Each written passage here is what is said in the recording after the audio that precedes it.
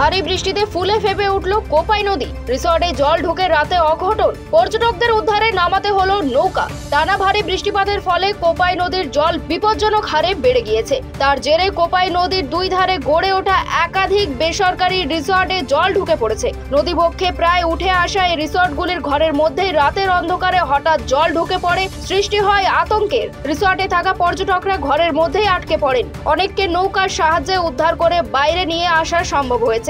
আর এরই মধ্যে ঘুরতে আসা অনেক পর্যটক আতঙ্কে শান্তিনিকেতন ছেড়ে বাড়ি ফিরে যাচ্ছেন। স্থানীয় প্রশাসনের পক্ষ থেকে সতর্কতা জারি করা হয়েছে। তবে কোপাই নদীর জলস্তর আরো বাড়লে পরিস্থিতি আরো উদ্বেগজনক হয়ে উঠতে পারে বলে আশঙ্কা করা হচ্ছে। আমরা পুরুলিয়া থেকে এসেছি, বিভিন্ন জায়গা থেকে এসেছি। আমরা বন্ধুরা একসাথে একটা মিট করি প্রতি বছরই।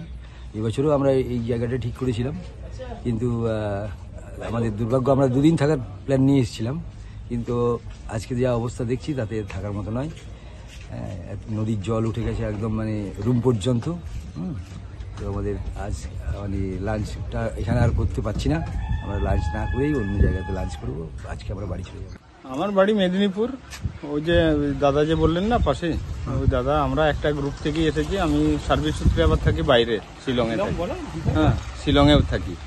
সেখান থেকেও এসেছি। গত বৃহস্পতিবারও পেরিয়ে গেছি, তখনও দেখেছি কোপাইয়ে কিরকম রূপ।